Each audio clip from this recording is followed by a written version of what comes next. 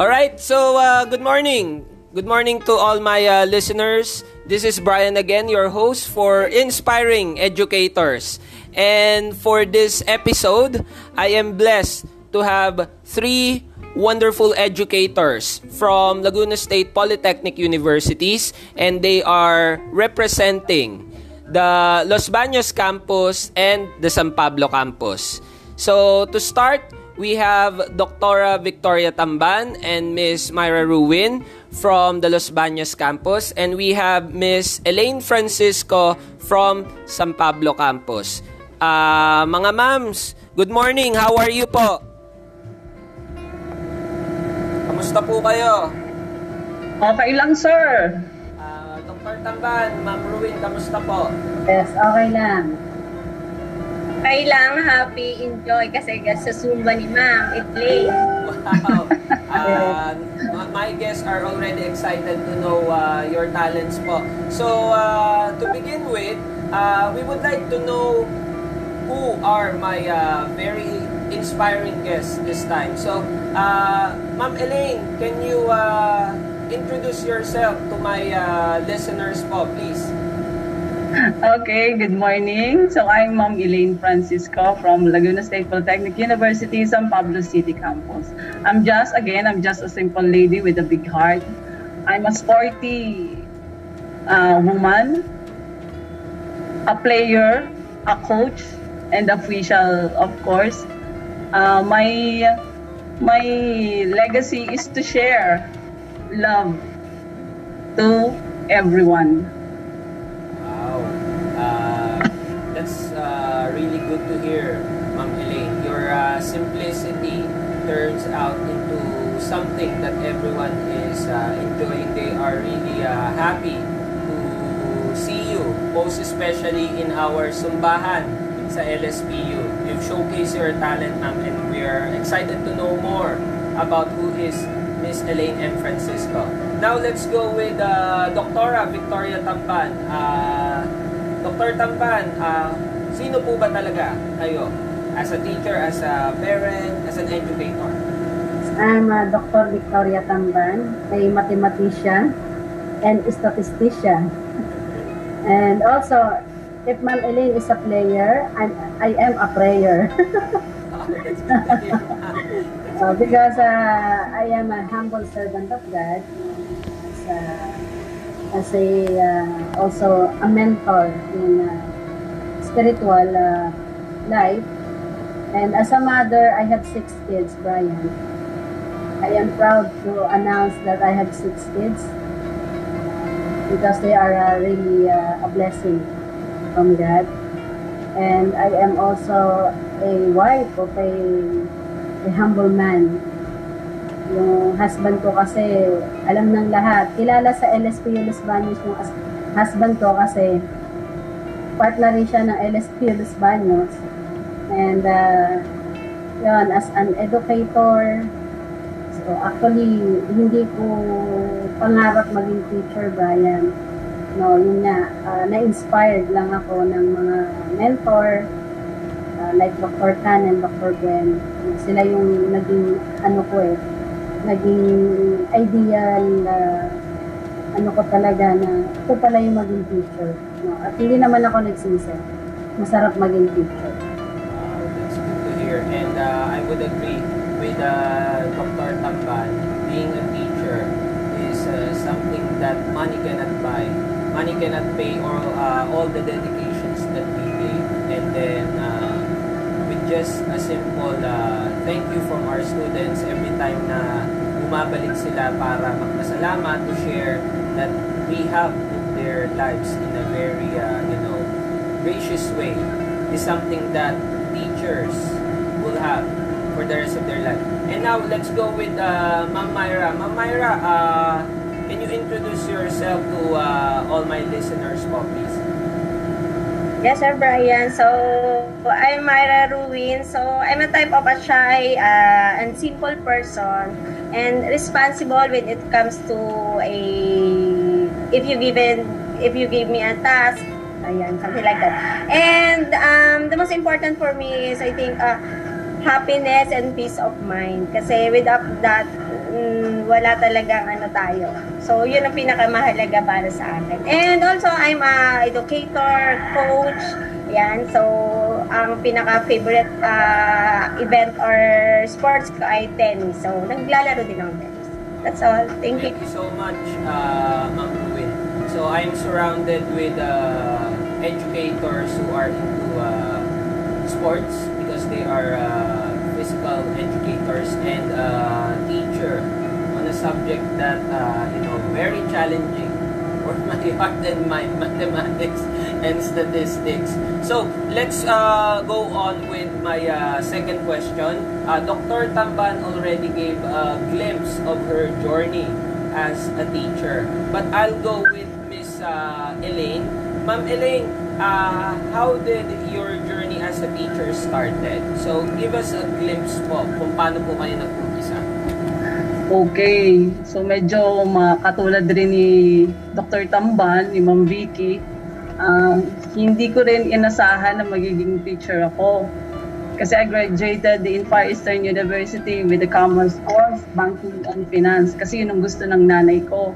Na nasa bangko ako, naka-miniskirt, nagbibilang ng pera ng hindi akin. So, siya ang nag-enroll sa akin sa FEU ng Banking and Finance. And then, I played there in Far Eastern University, volleyball player. And then, unfortunately, naging Philippine team din ako. So, I try hard. Kasi gusto kong makuha yung scholarship. Ayokong mawala sa akin yung scholarship na binigay sa akin ng FEU. So, habang naglalaro ako, at the same time, di ba na-achieve ko yung gusto kong career talaga, which is playing well. So, I reached international game. So, I played in the Philippines. I go to Japan, Australia to compete in the SEA Games and Asian Games. And after that, I graduated in Far Eastern University. Naging Philippine Army ako. So I played also in the Philippine Army at the same time Philippine team. But syempre, ang passion ko is, ang plano ko talaga ay maging international referee. Yan talaga ang plano ko sa buhay. Na-reach ko na ang playing volleyball, na-reach ko na yung international game. So, ang gusto ko naman talagang i-aim is to become an international referee in volleyball. But, hindi ko na-reach yon, hindi ko na-meet yon. And also, nag-family na ako. Pag family ko, hindi ko naman makita ang sarili ko na nasa Manila ako. Doon ako nagpuput up ng bahay ko. Hindi ko makita yon. So, I go back here in San Pablo. And bumisita ako dito sa LSPU, dating trade, which is my alma mater during high school. Nakita ko ng mga teachers. And then boom yung MAPE. So I enrolled in PE. But before noon, nandun ako sa Manila, naging PE teacher na ako.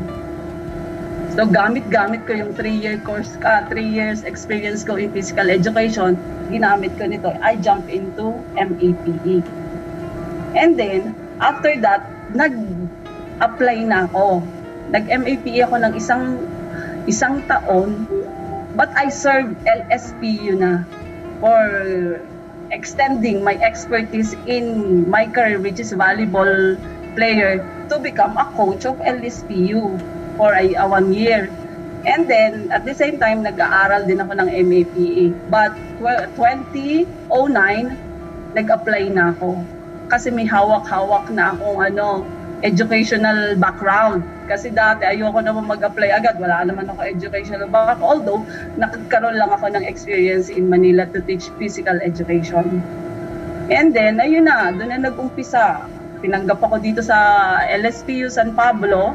And then, yung hindi ako makampante na alam kong mayroon akong i-extend my expertise na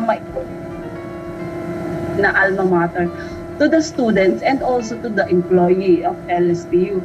So, noon pa lang po, nagturo na ako sa kanila ng Zumba-Zumba. So, aerobics pa dati.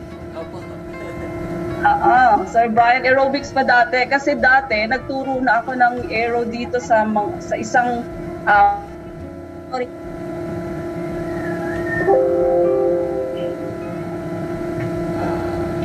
facing technical Yes, Ma'am Elaine, as you're saying regarding your aero po, teaching aerobics. Ma'am Elaine, your audio po. Naka-off yung audio. It was on mute po, Ma'am Elaine. Yan. Okay, sir, naririnig na Yes, ako? ma'am. Yes, ma'am. Loud and clear po. Opo. Network, unstable, sir. Opo. Pero you were saying, ma'am, regarding your experience in teaching aerobics po. Apo, here in San Pablo, one of the fitness clinic dito sa amin sa San Pablo. And then, I extend it to LSPU family, which is sa aking mga mentor before, yung mga supporters ko dati. Kasi, alam nyo ba, sobrang suporta sa akin ng mga matatandang teachers dito. When it comes to playing, naalala ko talaga, hindi ko makakalimutan during my high school time. Trade pa to, trade. May laro kami sa Manila. Kasi hindi na kami makapag-compete dito, wala na kaming makakalaban dito. Kumbaga siguro naka-level up kami. So doon kami naghahanap ng competition sa Manila.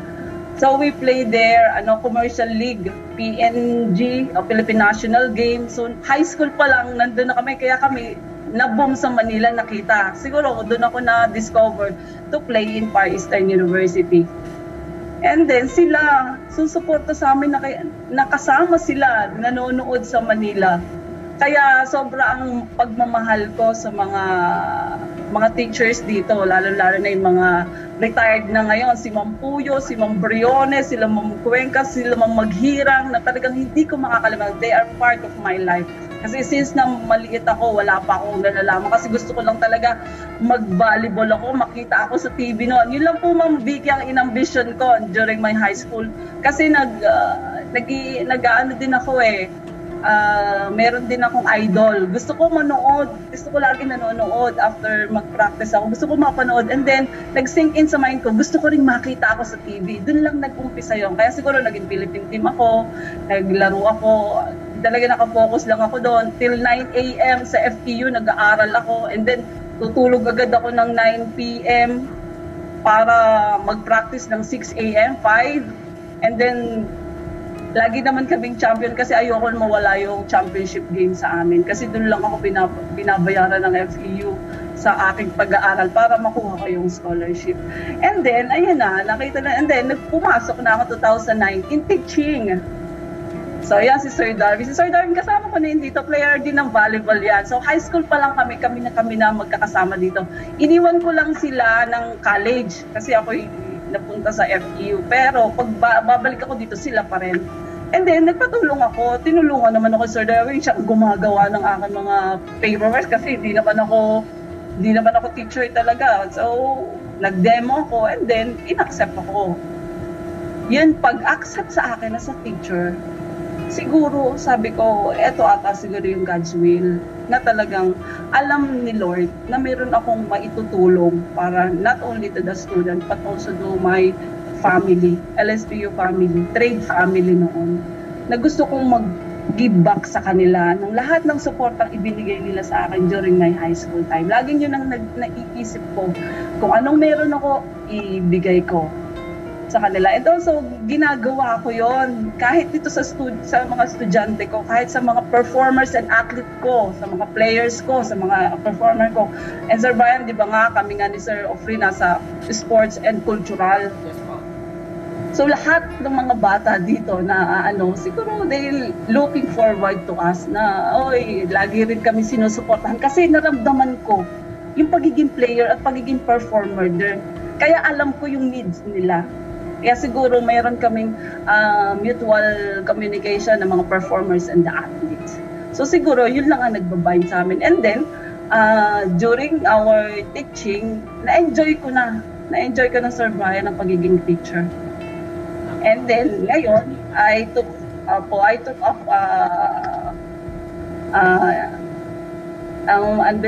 yung nasa dissertation writing na po ako ngayon. So, sila Ma'am Tamba naman po ang aking ina-idol ngayon.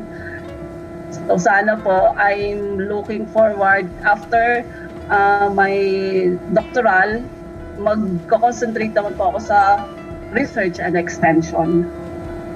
Congrats in advance po. Dr. Elaine, let's claim it na po, Dr. Elaine. So, nakaka-excite. Her journey in becoming a teacher was really marvelous. Now, let's go with Ma'am Ruin. Kasi I know with Dr. Tamban, her journey is really exciting. So, let's save it for the last. Ma'am Ruin, can you share your journey on how did you become an educator po? Ay, ma'am, your microphone is on mute po. Okay po. Okay na, sir? Yes, ma'am. Loud Okay. and clear. Sir. Nag-start po kasi yung ano ko ay, ano din po ako, late na rin po ako nakapag-aral kagaya ni Ma'am Vicky. So, working students po ako. And, may una po kasing course ko ay ComSci, then education po ako sa LSPU, nag-transfer po ako ng LSPU, nag-education. So, parang ang course lang po nun ay mamimili lang po math or TLE, English. So, doon ako sa TLE. So, yun po yung naging ano ko. Pero hindi ko po talaga ang maging teacher. Kasi po parang natin ko pa po nun ay paano ko tuturuan yung mga bata? Hindi ako mahilig sa bata. Paano ako magtuturo sa kanila? Parang ganun po. Pero po, gusto ko mag-aral. So, inano ko na lang po, sige, anuhin ko na lang tong course na to, na TLE, sige po, hanggang nakatapos po ako. Ano nga rin po ako, pareho din po kami ni Ma'am Tamba na, din po ako, mga anak na po ako nung gumraduate ako ng college. Pero po, kahit po ganon ay nag-ano pa rin po ako, parang yung perception po na kailangan makatapos kasi yun yung kailangan ko kasi hindi naman po ako mayamang pamilya, yung wala din po ako ganon. So kailangan ko makatapos, yun lang po yung siguro magiging panglaban ko, yung magiging sa buhay. Ayun po, nakagraduate po ako. Pumasa po ako ng board ng one take, hindi nga po ako makapaniwala. Po ako. Ayan, dituwan-tuwa po ako kasi po, ang na-expect ko po kasi nasa isip ko na agad ay, kailan po kaya ang second application for the board sa license? Yung kagad iniisip ko, January ganito, ini-note down ko na. Then lumabas yung result, pumasa ako, di ba, double yung saya, ganun po. Then, then naman po ako, na permanent po ako sa DepEd. Nagturo ako ng 9 years sa DepEd po, MAPE major, grade 9 po ang tinuruan ko, third year, then grade 9, yung 9 years na yun po. Then, nag-transfer po ako ng LSPU, 1 year pa lang po ako sa LSPU. Ngayon, 1 year po. Ayun yan, sa College of Teachers Education po ako. Ang ko naman po, kagaya hindi po talaga ko yan ang sa teaching. Kasi ang gusto ko po ay makapag-ibang bansa, yung mag-Japan, ayun po yung mga gusto ko. Pero nung na po ako, nakapagturo na po ako, minahal ko po na ang teaching kasi nakikita ko po yung mga bata kung paano kanila pahalagaan, yung para po feeling mo yung love kanila pag meron kang sabihan mo lang siya, i-comment mo lang sila, sabihan mo lang sila ng konting love na love kanila, naaalala kanila lagi. So parang lalo ko siyang minahal yung teaching. Although medyo mahiyain ako nga, hindi ko nga ma-imagine kung bakit sa teaching ako na-line. Yan po. Then ayun naman po, enjoy na po ako ngayon, lalo na po nasa LSP yung family po ako, yung mga support po ng mga kasamahan ko. Ayan, sina Ma'am Vicky, Ma'am Tan, sina Ma'am Glenn po. Ayan yung mga support nila sa akin. Kasi nga po, bago pa talaga po ako. Parang naguguluhan pa po ako. Iba po kasi yung setting dun sa DepEd and dito sa university. So yan, sila po yung nag-guide sa akin talaga. And ako po yung natutuwa doon. Yun po yung ko. And sa ngayon po ay ganun ko na po, yung passion ko na po sa pagtuturo, lalo na po sa physical education, na alam na po natin na napaka-importante ng physical education, lang yan. Kung meron pong mga magagaling sa English, magagaling sa math, meron din po sa physical education na hindi kayang gawin ng mga nasa ibang courses. Ayun po. Ayan, napaka-importante po. Maraming salamat, Sir Brian. I can assure to all my listeners that Ma'am Ruin is one of the finest PE teachers that LSPU Los Baños can offer, as she is one of the key proponents of the health and fitness webinar that we have just finished for the last 7 weeks here. So, ayun po, just a glimpse of what Ma'am Ruin has gave to Los Baños campus. And now, Dr. Tamban, tell us your journey. I know your journey is really exciting, but can you share a glimpse of how did you end up as an educator po? Actually, Brian, umpisahan ko nung talaga. Nung elementary, naalala ko na ba't pala ako naging teacher din. Kasi grade 6 pa lang ako, pag naalis yung teacher sa grade 3, tinatawag ako yung pinagtuturo, yung teacher. Tapos, hanggang sa nung high school ako, nag-tutor din ako sa mga kaklase ko, lalo na sa math. Pero ayoko talaga maging teacher kasi meron akong lola na teacher, kapatid ng lolo ko.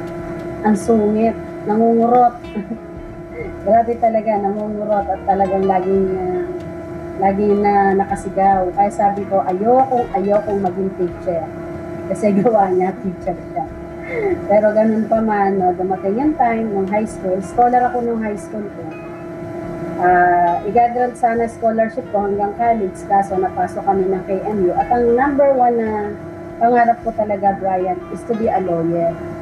Kasi tulad ni Ma'am Elaine, ang advocacy ko kasi sa buhay, matulungan yung mga taong nangangailangan, lalo na yung mga walang-wala. Kasi bunga ako ng pamilya na talagang nakaranas kami ng namin, pala ng kapitbahay, adobong baboy ulam namin, pero adobong asin lang yun. Adobong asin, nilalagyan ng mantika, isang bawang, sibuyas, at saka konting toyo at konting asin para lumasa. Kasi talagang as in, walang-wala talaga. Sarili ko sinelas ako gumagawa kasi nananahi din ako ng sapatos. Sa Binyang. Taga Binyang kasi ako. After nun, hindi sinasadya. Nung nagtatrabaho naman ako sa Nasida, tahian naman ng bag. Mananahi din ako ng bag. So, namit ko yung husband ko nung nauwi ako sa Kabuyaw. So, 10 days before my debut, aksidenteng naitanan ako. Aksidente talaga dahil ayoko sumama. Dahil ang pangarap ko talaga, Brian, makatapos ng pag-aaral. First love ko ay pag-aaral. Kasi dumating, 6 ang naging anak namin. Hindi ko ikahihiya, naging labandera ako. Naging katulong ako sa bahay. Nag-labor ako sa mga garden. Na talagang wag gumawa ng masama. Nagtulong kami mag-asawa. Siya nagtatrabaho, nagle-labor din siya. Actually, ang bibigat ng trabaho. Kaya nga nung araw, grabe yung balikat niya, naawa ako. Kaya sabi ko, it's about time naman na makatikim kami ng ginhawa. So, araw at gabi. Araw talaga, hanggang hating gabi, nagtatanim kami ng halaman. Alam mo ba yung biyaya ng Diyos? Bigla ako naging landscaper ng Ayala namin. Yung market, si Richard Gomez, si Jericho Rosales, manager ni Enchong D, yung sikat na modelo na si Tina Ocampo, isang napakayaman, naging kaibigan ko, through landscaping, na hindi mo sa hinaga pa akalain na kaya habang bumababa ako sa escalator ng market, may dala-dala akong pagkain ng mga tauhan ko. Tumutulo luha ko kasi sabi ko, sino ba ako para gawin ng Diyos ito sa akin? Hanggang sa time na dumating sa akin yung nahiya ako na humarap sa bidding kasi na lahat ng kaharap ko, pag nagpakilala, engineer, architect, lahat graduate. Tapos biglang may nagtanong sa akin kasi nag-share ako about sa paano pinopropagate, paano binubuhay ang isang puno. May nagtanong sa akin kung graduate daw ako sa UP ng horticulturist. So parang dumating sa akin yung point na nahiya ako kasi, pero dinaan ko na lang sa biro. Yun yung ano sa akin, yun lang naman talaga yung siguro asset na binigay ng Diyos sa akin. Ano ako yung bang mabilis akong makaano dun sa hiya ko. Kasi ang kapiran ko, pare-parehas lang naman kanin ang kinakain natin. Yun ang aking naging kapiran pag umaharap ako sa tao. At ang sabi ko nga, hindi po, graduate po ako sa UP Ananlata. Kasi high school graduate lang ako nung nagla-landscape ako sa Ayala. Kaya dumating yung time na decide ako, sabi ko, mag-aaral ako. Usapan lang namin ng asawa ko, mag-aaral lang ako. So actually, ang pangarap kong school talaga, UP. Pagdating ko sa UP, walang panggabi. Hindi ako pwede sa araw kasi landscaper ako ng Ayala. Hindi ako pwedeng magpang-araw. So kailangan ko panggabi. Paghahanap ko ng school, may nagturo sa akin, LSPU Los Baños. Talagang may panggabi. So nag-enroll ako, IT ang aking in-enroll. Ngayon, 20 years, almost 20 years na hindi ako nakakapasok ng eskwelahan. Ang lagi kong kapiling nun, mga halaman, mga tauhan ko, nakasama ko sa trabaho. Kaya sabi ko, ano nang gagawin ko dito? Yung pamangkin ko, kasama ko nag-enroll sa ID. Kaya ako, malakas ang loob mag-enroll din. May kasama ako. Ang problema, lumipat sa edu, yung aking pamangkin. So, andun yung fear ko na baka kainin ako ng buhay ng mga kaklase ko dahil mga bata. Nag-transfer din ako sa edu. Actually, si Sir Sapin nga, advisor ko na yun dapat. Sabi niya, sa akin ka, ako advisor mo. Sabi ko, sir, ako pinilipat na ng edu. So, nakilala ko po doon, naging teacher ko sila Dr. Tan, sila Ma'am Gwen. Actually, si Sir Yason, teacher ko yan. Si Ma'am Galang, teacher ko. Pero malaki tanda ko sa kanila. Kasi nga, na ako 36 years old na ako na mag-aral ako. 6 na ang anak ko, Brian, nung ako mag-decide lang balik pag-aaral. So, kaya alam mo ba, yung sasakyan ko, ang laman noon, para yung mini library. Kasi habang nagla-landscape ako pag may exam, uupo ako saglit doon, magbabasa ako. Kaya nung nandun ako kay Richard Gomez, nagla-landscape ako, estudyante ako ng LSPU, doon ako nakikiligo sa kanila talaga, doon ako nahihiya. At paglabas ko, naka-uniforme na ako ng LSPU, pinagtatawanan ako ni Richard Gomez. Ang cute-cute ko daw tingnan, kasi naka-uniform talaga ako, at may age sa ganon, di ba? So tapos, kasi talagang doble taba ako dahil nga, grabe yung naging ko noon. Stress din sa negosyo kasi hindi biro yung maghawak ka ng malaking negosyo. Tama po. Saka alam mo ba, Brian, meron pa ako isang nakaligtaan. Muntik na rin ako maging Japayuki. Totoo yun, kaya di ko kayo nakahiya yung journey ng buhay ko. Dancer ako dapat sa Japan, palakad na kami nung may dinalaw kami na torture. Kaya hindi ako tumuloy. Nakiusap ako sa nanay ko. Nanay, ayokong tumuloy, natatakot ako, baka ako'y ganun din ang kalatasan ko.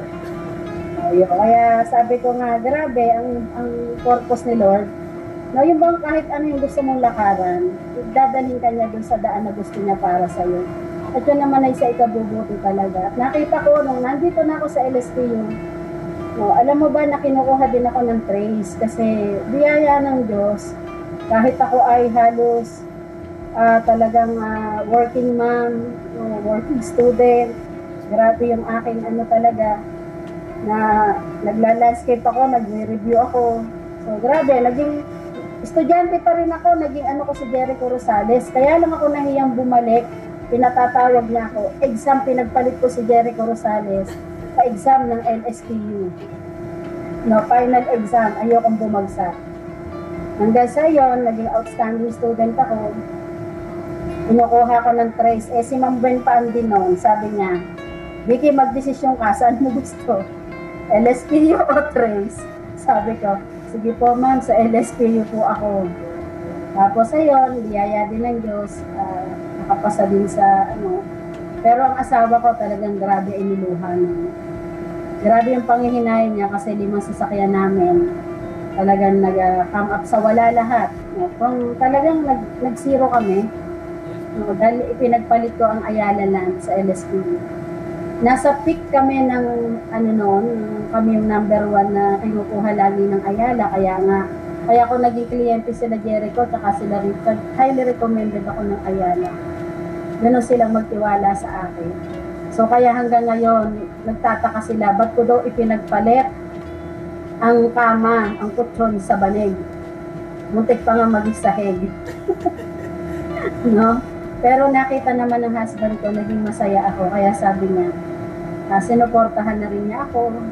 Kasi totoo lang, yung lagi ko sinasabi, ang biro man yun. Hindi ko kayo makikilala, Brian, Ma'am Elaine, Rod, Myra, Sir Gary, marami pang iba.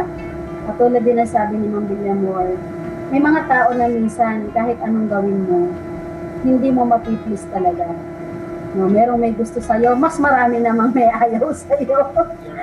Pero ganun pa man, tinitingnan ko sila as spices ng buhay ko.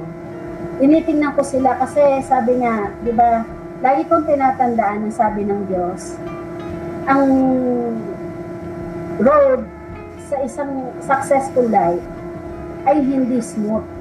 No, rough road yan. Kaya tinitingnan ko sila na isa sila doon sa mga bato na nakaharang doon, na kapag naman nalagpasan natin yun, makikita natin, there's a pot of gold pala doon sa journey. No, yun yung naging ko sa kanya. Kaya sa LSPU, wala akong nakakaaway. Merong may galit, merong may inis. Ang isang question na lagi kong binabato, anong ginawa kong masama? Wala silang masabi, kundi wala. So basta ako, nasabi nilang wala akong ginagawang masama, yun ang pinakamahalaga sa akin. Kahit hindi nila ako ituring na okay sa kanila, para sa akin, lahat okay. Kasi ang sabi nga ni Jesus love your enemy, di ba? Yun yung nagbibigay, nagbubo sa akin. Ba't ako ganito? Ba't ako ganito sa trabaho? So naalala ko one time may isang campus director, nakausap ang husband ko. Part-time pa lang ako noon. Brian, part-time pa lang ako. Minamadaling araw na ako sa school because of accreditation. Ang sabi ng campus director, naku, pati ikaw, pati yung asawa ko kasi, madaling araw na nauwi. Inaantay ako. Naku, pasensya ka na kasi yung misis mo, bago lang sa teaching kaya ganun pa siya ka-eager, ganun pa talaga siya. Para ba daw bago, nagpapakitang gilas, parang ganun yung dating sa kanya. Alam niya, sagot ng husband ko na di ko malilimutan, Sir, iba po ang misis ko. Siya po pag naghawak sa trabaho po talaga, hindi po yung kumukupas. At naalala ko din nung in-interview ako, nung sabi sa akin, marami na daw kasi siyang na-interview na ang sabi, pag sila'y tinanggap, magtatrabaho sila up to the end na mag-retire sila. Pero marami daw sumira doon na sa umpisa lang masipag, sa umpisa lang nagmagaling, bandang huli, tinamad na, bandang huli, wala na. Hindi na daw naging asset, naging liability pa. Pero pinatunayan ko naman noon dahil una, ang alam ko, naglilingkod ako sa Diyos. Yun ang gusto kong makita ng lahat. Na hindi tayo nag-ask ng anything about in return. Na kung ano man, basta to ginagawa natin kasi yon. Sabi nga, noble profession ng isang guro. Kaya ako'y natutuwa kay Ma'am Elaine din. Kaya pala sabi ko nga, unang kita ko pa lang, alam ko na agad kung sino yung may pure heart. No, kasi, hindi lang basta big heart kailangan natin may pure heart tayo. Na talagang ginagawa natin ito dahil mahal natin. No, ang tao, una mahal natin ang Diyos. Kaya ako nagpapasalamat na andyan din kayo, Brian, Myra, Rod. Kasi, si Rod, taga-suporta ko yan sa school Isang tawag ko lang dyan, Rod, papinturahan mo yung office. Rod, nilolo ko nga yan ni Sir Agatep, Sir Agatep pa yung campus director namin. Sabi dyan, bakit daw ang lakas-lakas ko kay Rod? Sabi ko kay Sir Agatep, siya na ho tanongin nyo, wag na ho ako. Kasi yan, kita nila Myra, ultimo utility. isang tawag ko lang, lapit agad. Kasi pinakikisamahan ko sila na parang sila ay kasing kasing level ko. Professional din ang tingin ko sa kanila. Hindi ko sila tinitingnan as utility. Tinitingnan ko sila bilang tao na parehas natin. Kaya yun, Brian, yung journey ko bilang teacher, alam ko it is God's purpose. It is God's will. Kaya hindi ko to binitawan. Kaya nga naalala ko, pero dumating din ako sa time na minsan kasi, di ba, Ma'am Elaine, pag minsan andun na talaga yung mga taong grabe na yung kahit wala kang ginagawang masama, grabe yung bato sa'yo. Dumating sa akin yung time na parang gusto ko nang bumalik uli sa landscaping. Tsaka yun nga, yung pressure kasi na dati 10 estudyante kaya kong pag-aralin ng sabay-sabay. Dati ganitong pamilya kaya kong pakainin, kaya kong suportahan. Pero dumating yung time, yung anak ko kailangan tumigil. Kasi hindi na kasya yung finances namin para masuportahan. Ang sabi ko nga kay Lord, Lord, hindi ako naging madamot. Hindi ako naging makasarili. Naging selfless nga ako about sa family, about sa sarili ko. Pero nakita ko yung journey na binigay ni Lord sa akin. Kaya nagpatuloy ako. Alam mo ba, narinig ko sabi ni Lord, ilan na nga lamang kayo na nagmamalasakit ng totoo sa estudyante at sa kapwa mo guro na nangangailangan ng tulong, aalis ka pa. Mababawasan pa. Manatili ka dyan kita inilagay. Magpatuloy ka lang, mag-e-excel ka dyan. At nakita ko naman, talagang hindi ako iniwanan ng Diyos. Hanggang sa eto, nakakakilala pa ako ng mga tao na patuloy kong makakasama sa journey na ito. Kaya God bless sa ating lahat. Sir Darwin, Ma'am Elaine, thank you very much. Myra, Rod, Brian, kay Glenn, kila Ma'am Tan, kila Ma'am Glenn. Talaga nagkakasalamat ako. We're just getting started. But, yes ma'am. But Dr. Tamban, your journey is really worth listening. Napakaganda po nung na-speechless ako. This is the first time that in my podcasting that I felt this, that a teacher's journey is really priceless. Hearing from my fellow Filipino teachers, from their passion, just like what Ma'am Elaine shared, challenges during Ma'am Ruin sharing, and also life struggles shared by Dr. Tamban. Napakaganda. And we're just on the second question, to be honest, to all my listeners. We're just on our second question. And since Ma'am Elaine has a class, I'll be giving the 2 questions to her. I'll make this 1 question, Ma'am Elaine. So, Ma'am Elaine, tell us, how do you keep yourself positive in your everyday life despite of the challenge that we have because of this COVID-19? And also, ma'am, how do you inspire your students? What's the secret of Ma'am Elaine in teaching her students? Ma'am, your audio po. Wala po ulit yung audio niyo, ma'am. Sir, naririnig niyo na ako? Yes, ma'am. Loud and clear. Ayan. Ito lang yung medyo nagkakaproblema ako sa audio ko dito. Okay, again, Sir Brian, yung positivity, yes, lagi ko kanina, di ba? Sa ating lecture, happiness, positivity, laging yan din lang lagi ang nasa mind ko. When I woke up in the morning, smile. Kaya nga, nung time na nagkaroon ng TikTok, every morning, TikTok agad muna ang titignan ko. And then, madaling araw, Ma'am Vicky, yung aking TikTok na yung nakikita mo sa bed, it's just mga 5 a.m. Kasi 6 o'clock, 5:30, tatakbo na ako sa village namin.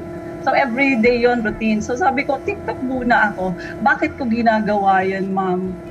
Kasi nandito na tayo sa pandemic. Kaya nag-TikTok ako, pandemic time yon. Sabi ko, ano ba ang ma-share ko dito sa ang naiisip ko lang is sa aking mga volleyball players laging yan ang mga supporters ko, and also dito sa LSPU family.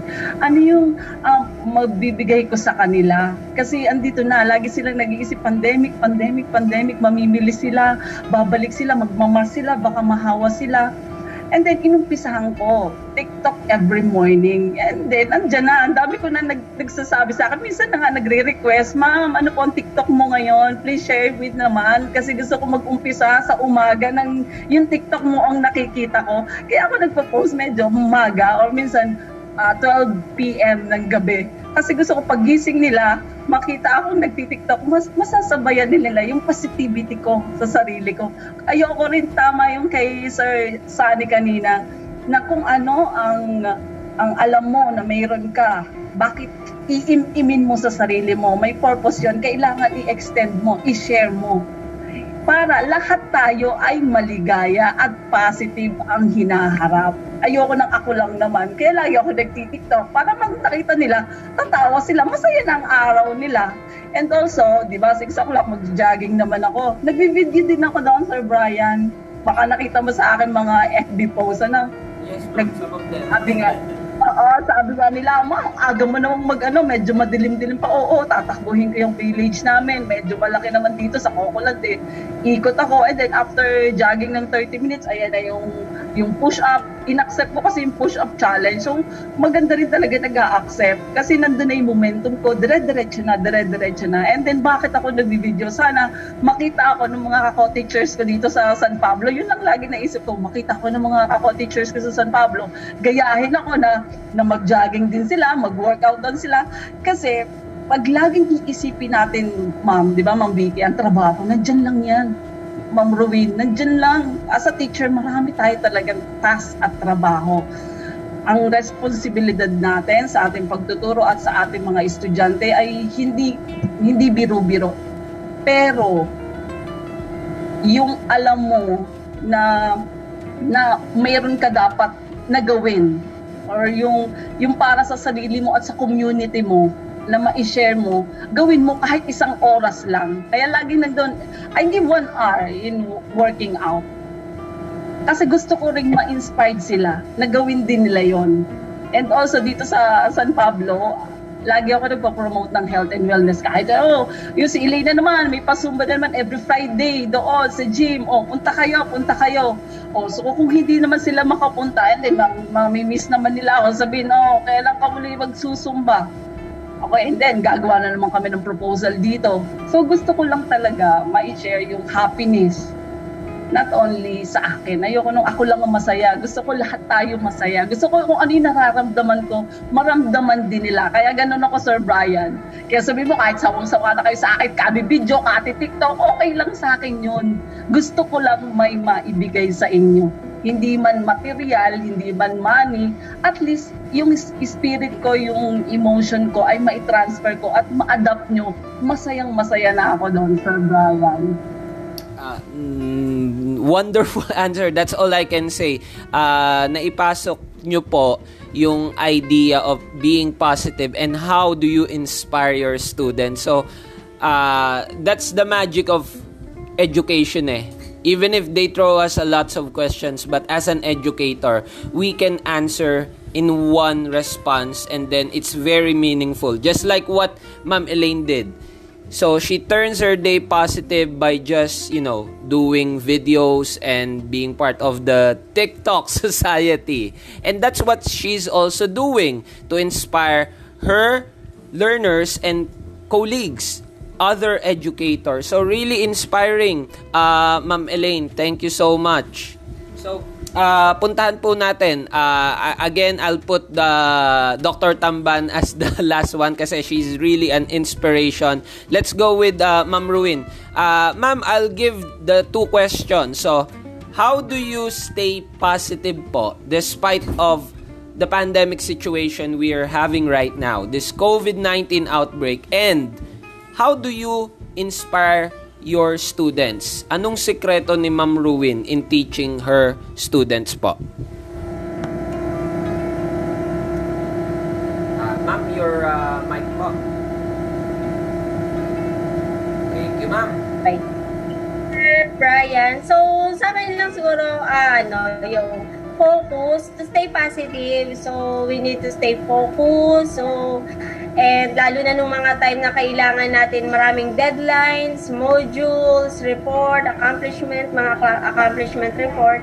So, inano ko lang na, so stay focused. So, kailangan nating matapos to.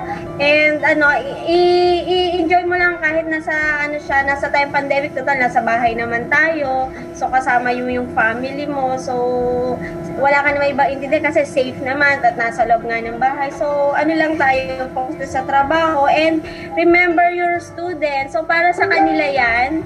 So, kailangan nila kung sila nga po kung tayo nga po ay nakararanas ng mga ng stress, how about sila na mas bata sa atin, na tayo ay nahihirapan nga pong i-cope up yung mga yan. So, how about sila pa? So, di ba, tayo, mas kakayanin natin. So, ayun po. So, focus lang and remember, tandaan natin yung mga students natin na kailangan nila tayo ngayon, lalo na ngayon sa sa education nila. So, inspire your students. Ang sa akin lang po naman ay lagi ko pong sinasabi sa kanila. Yun nga po, maging role model din sa kanila. Like, nakikita nila na tayo mga teacher is hindi natin ipapakita na tayo ay grabing ka-stress na talaga or dun sa mga trabaho natin na masaya pa rin tayo na makita sila kahit virtual, excited tayo na makita sila ng virtual meeting. Ayan, nakakasagot tayo ng mga chat nila. Binibigyan natin sila ng mga magagandang comment sa kanila kasi nakakapag-relieve din to sa kanila, pag sila ng simpleng okay, good job, your presentation is very informative, ganan. So na-excite sila doon. So in that simple way, na-inspire sila lalo na na-appreciate nila. Kailangan ko ituloy yung pag-aaral kasi yung iba po nawawala na ng gana. Ay nako, wala kaming internet kasi ganito lang, wala kaming pampaload. So through that, siguro lalo sila nagpo-pursue para ituloy pa rin, i-continue pa rin yung kanilang yung kanilang pag-aaral. So sa atin din nagmumula yun, nakakatulong tayo sa kanila. So that's all lang, Sir Brian. Maraming salamat po, Ma'am Ruin. Very simple, yet your approach helps our students to be motivated. Though hindi lahat ay may capability to have a stable internet, to have a device that they can use, but still, with your approach to them, even the simplest thing that they can do, and then when you gave back those congratulations, you did well, amazing job, words of encouragement can boost a student's morale. So, napaka-inspiring din po, Ma'am Ruin. Maraming salamat. And now, para naman po kay Dr. Tamban, who has a lot of life learnings. Okay, her journey was really excellent. Let's hear from her side. Dr. Tamban, how do you keep yourself positive despite of all the challenges, not just this COVID-19 po, all the challenges in your life? How did you stay positive? And how do you inspire your students and even your colleagues po? So, yun. Lagi ko kasing naalala, tinuturo ko sa math, yung multiplication of integers. Negative times negative is positive. No, hindi naman talaga kasi natin may iwasan, Brian, na maraming mga taong nega. So, aking i-claim ko na lang na kung nega sila, dapat positive ka. Yung nga tulad ng sinasabi ko, yung simpleng pagngiti mo, simpleng pagbati mo, nakakadala ka ng ngiti. Kaya ako sa tulat mula, hindi mo ako masasalubong na nakasimangot, hindi ako nagtuturo ng nakasimangot. No, kahit anong dami ng problema, iiwanan ko yan sa bahay. Hindi halata pagpasok ko sa school. Kasi nga, bilang teacher, yun ang lagi kong sinasabi. Nagpunta ako sa profesyon na ito, dapat pangatawanan natin. No, lalo na sa buhay ng mga estudyante, maging inspiration tayo, hindi expiration. No, kasi nangyayari nga, marami talaga na nagiging dahilan, no? Tulad nga, nasabi ko sa isang beses, di ba Brian, nag-talk ako ng sa teaching mathematics, sa English language learner. Yes, ma'am. Minsan naman hindi yung subject mismo talaga ayaw ng bata eh. Minsan yung teacher. No, kasi nga talagang wag nating hanapin yung sarili natin sa mga estudyante natin. Tandaan natin, we so-called diversity of learners.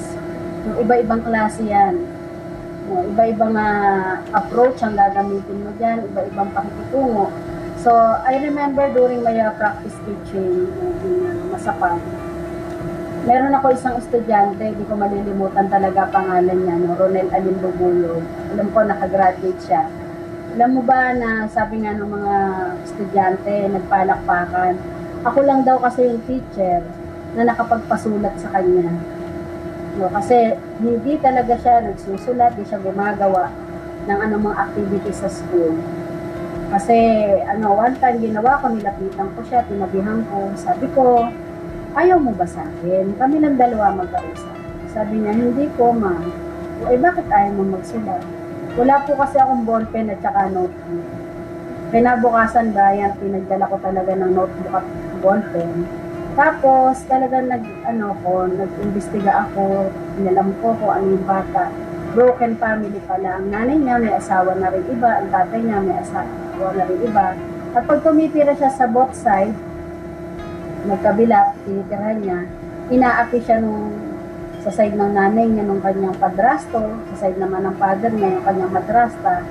So, kaya parang yung bata, naghahanap ng talaga. He's longing for a love, for a care. Kaya doon ko inumpisahan na sinabi ko sa kanya, huwag mong anuhin ang buhay mo, magpatuloy ka lang, patunayan mo sa kanila na ikaw ay dapat mahalin. Alam niyo, balita ko, nakagraduate na yung bata. One time ay magkikita din kami.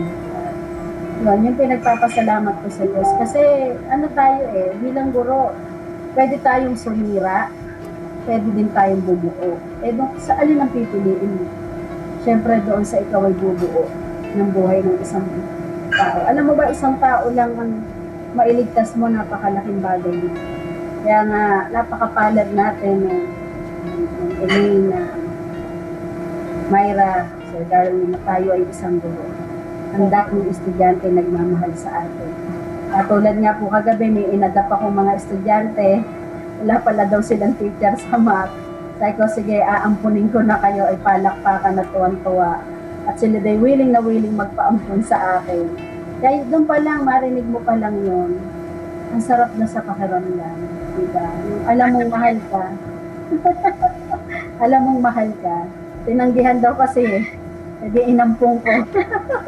Sabi ko, sige, maghanda na kayo ng adoption paper. At aampunin ko na kayo. Kaya yun yung Brian, iba kasi dito, Ma'am Elaine, iba yung saya sa puso. Joy talaga, hindi siya happiness lang. Joy yung makukuha. Kaya, every morning paggising ko, kaya ngayon nung nagtanong si Mang Villamor, kung paano daw natin nilalagyan ng positivity yung buhay natin. Yung every morning paggising, yung aking laging inaawit, yung goodness of God. Diba?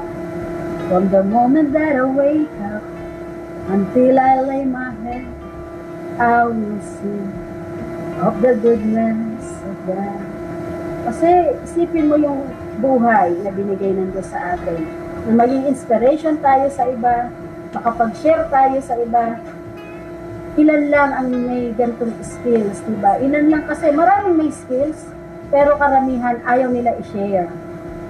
Diba? Napakasarap, napakapalad natin na binigyan tayo ni Lord ng pagkakataon to share our talent, our skills to others.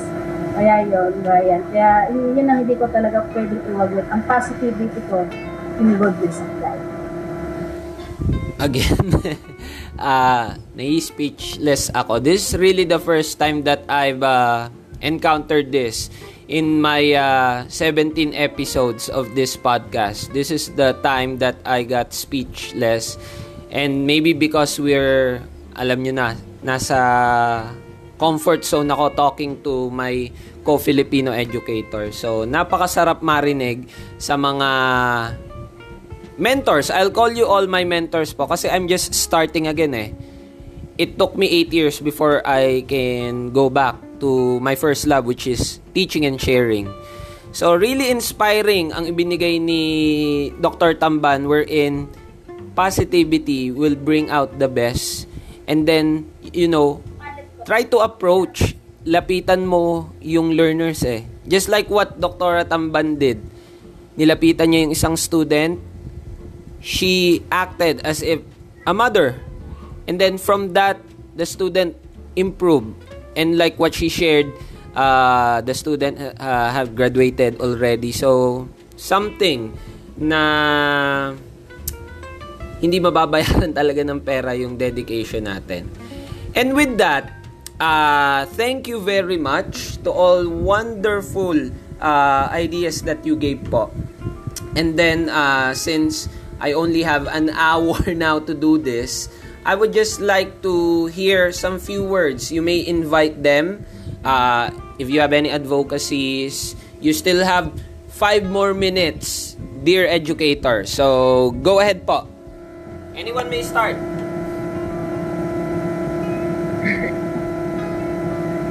So, you may invite them po. Any few words of encouragement. Elaine, Ma'am Ruin, Dr. Tamban. Sige, I'll start. I'll start na po. Ma'am Elaine, can you invite them? Can you invite them to your programs in LSPU San Pablo, please? Okay, so we are all inviting you there to have our weekly health and wellness program here in LSPU San Pablo. So we are LSPU family na, not only San Pablo, but connecting all campuses in LSPU. Okay, so inviting him, promoting health and wellness and happy life.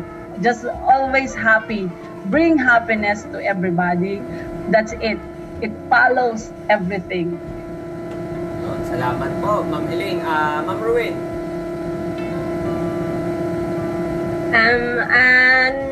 Thank you po sa lahat ng support. Then, kung sa mga darating pa pong mga program or na ikakandak po namin, sana po ay supportahan po ninyo. LSPU po. Thank you po. Salamat. And Dr. Tamban. So yan, Brian, yung ating professional development for teachers, trainers course, patuloy din po nila supportahan. At same, sabi nga ni Ma'am Elaine, yung health and wellness, no, hindi lang basta LSPU Los Baños, LSPU San Pablo, kundi LSPU family. So yun talaga kasi yung nagbabind sa atin bilang pamilya, sabi nga, tulungan, walang iwanan.